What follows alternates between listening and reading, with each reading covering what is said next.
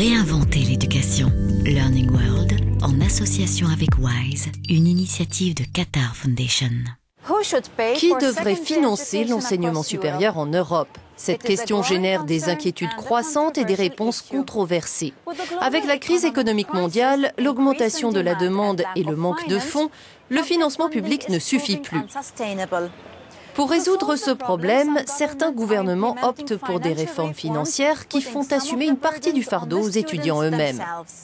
Augmenter les frais d'inscription est une des réformes appliquées en Angleterre, une initiative qui a déclenché des manifestations parfois violentes chez les étudiants. Pour mieux comprendre leurs réactions, nous nous sommes adressés aux acteurs clés du monde britannique de l'éducation. Au début de l'année, le Parlement de Sa Majesté Elisabeth II a donné son feu vert à une augmentation drastique des frais d'inscription en faculté. Ils peuvent désormais atteindre 9 000 livres sterling par an, soit près de 11 000 €. Chaque université a jusqu'à la mi-mars pour fixer ses tarifs de l'année 2011-2012. La plupart comptent réclamer le maximum aux grandes dames des étudiants qui multiplient les manifestations. Qui devrait financer l'éducation? L'éducation devrait être gratuite. C'est un service d'utilité publique. Les impôts devraient la financer. Tout le monde devrait avoir l'opportunité de faire des études en fonction de ses moyens intellectuels et non financiers. Le gouvernement prévoit d'accorder des prêts universitaires que les étudiants devront rembourser sur 30 ans s'ils gagnent plus de 21 000 livres sterling par an, soit 25 000 €. Ils entreront donc dans la vie active lourdement endettés. Pour le ministre de l'Enseignement supérieur, David Willetts, c'est cependant la meilleure solution.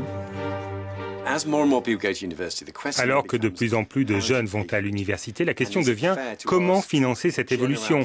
Est-il juste de demander aux contribuables de payer? La solution la plus juste est de demander aux diplômés, s'ils ont un emploi bien rémunéré, de rembourser. La perspective d'engranger des dettes pouvant atteindre 60 000 € influence déjà les choix de carrière des étudiants. Les filières droit et dentaire, notamment, sont prises d'assaut au détriment des arts et des sciences humaines.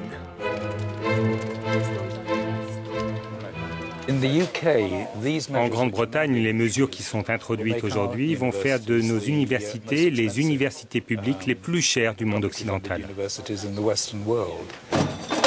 Ces manifestants redoutent que l'enseignement supérieur ne devienne l'apanage de l'élite et ne soit plus considéré comme un atout pour l'ensemble de la société. L'Italie est aussi confrontée à de sévères problèmes de financement dans l'enseignement. Ces dernières années, le gouvernement a réduit de 20% les budgets alloués aux universités. Ces coupes et autres réformes sont accueillies amèrement par les étudiants et les enseignants-chercheurs. Reportage.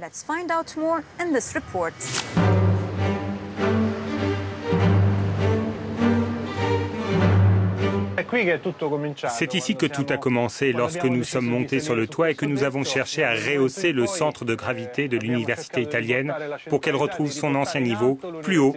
Venez avec moi. C'est sur le toit de la faculté d'architecture de la Sapienza à Rome qu'ont eu lieu les dernières protestations contre la réforme Gelmini de l'enseignement supérieur. Celle-ci place les universités entre les mains d'un conseil d'administration ouvert au secteur privé. Elles seront évaluées par une agence nationale qui déterminera leur financement. Les bourses étudiantes seront liées au mérite, de même que l'octroi de contrats permanents aux chercheurs.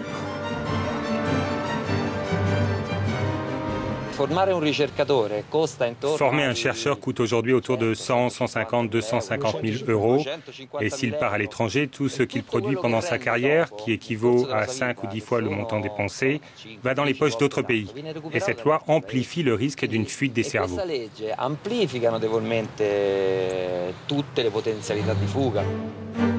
La volonté de réforme ne s'accompagne pas de nouveaux financements. Au contraire, elle vise à rationaliser les dépenses. Depuis 2009 déjà, seul un enseignant sur 5 est remplacé en moyenne quand il prend sa retraite. Le drame des ressources humaines est plus que jamais actuel. Dans mon université, la faculté de droit de l'université La Sapienza, au 1er novembre de l'année dernière, 27 professeurs sont partis à la retraite. Eh bien, aucun d'entre eux n'a été remplacé. Dell'anno scorso nessuno è stato sostituito. Moment de joie pour ces étudiantes de la faculté de géologie. Elles viennent d'obtenir leur licence en sciences environnementales avec les félicitations du jury. Malgré tout, leur avenir en Italie est loin d'être assuré.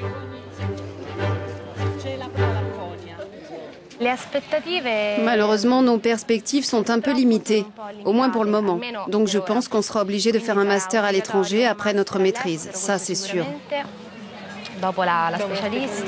L'Italie détient un triste record européen. Un jeune sur 5 âgé de 15 à 29 ans n'y a ni études en cours ni emploi. C'est 2 millions de personnes.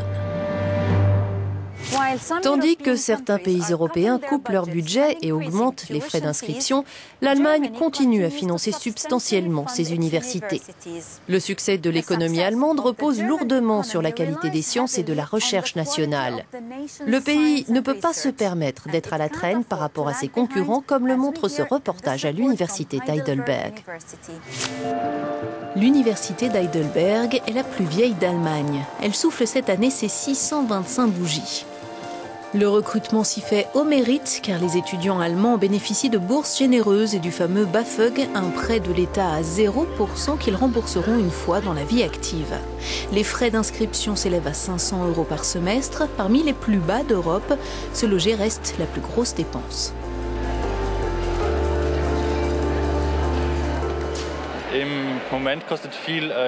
Ce qui est cher en ce moment en Allemagne, c'est louer un appartement. Après, il faut régler les frais d'inscription.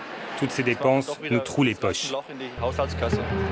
Sur les 28 000 étudiants d'Heidelberg, seuls 40% financent ces frais d'inscription par eux-mêmes. Les autres peuvent bénéficier de prêts qu'ils commenceront à rembourser 2 ans après la fin de leurs études s'ils ont un salaire suffisant. Comme le souligne le recteur, l'État est le premier bailleur de fonds de l'enseignement supérieur. Les gens disent que puisque les impôts sont si élevés, c'est à l'État de payer pour les universités publiques. Cependant, cela ne peut se faire à grande échelle comme nous le voudrions, parce que sinon, nous ne serions pas un pays compétitif au niveau mondial. Heidelberg dispose d'un budget annuel de 540 millions d'euros. 180 millions proviennent de tiers, des entreprises privées qui ont besoin de la recherche et des talents humains de l'université, mais aussi des fondations privées et de généreux donateurs comme Manfred Lautenschläger. Un pays comme l'Allemagne dépend de la qualité de la science et de la recherche. Nous ne pouvons pas nous permettre d'être à la traîne en termes d'excellence académique. C'est pourquoi l'État devrait maintenir un financement substantiel pour les universités et l'octroi de bourses. C'est très important. D'un autre côté, un tiers, comme l'industrie, devrait être mis à contribution parce qu'elle tire profit de l'université à travers leur coopération. Heidelberg démontre qu'une université moderne ne peut pas garantir de hauts standards d'éducation et de recherche sans financement solide. Elle est aussi un exemple des bienfaits de la coopération publique-privée en la matière. On se retrouve la semaine prochaine pour d'autres sujets sur le monde de l'éducation. Pour revoir cette émission ou tout autre numéro, rendez-vous en ligne sur euronews.net/learningworld. Learning World, en association avec WISE, une initiative de Qatar Foundation.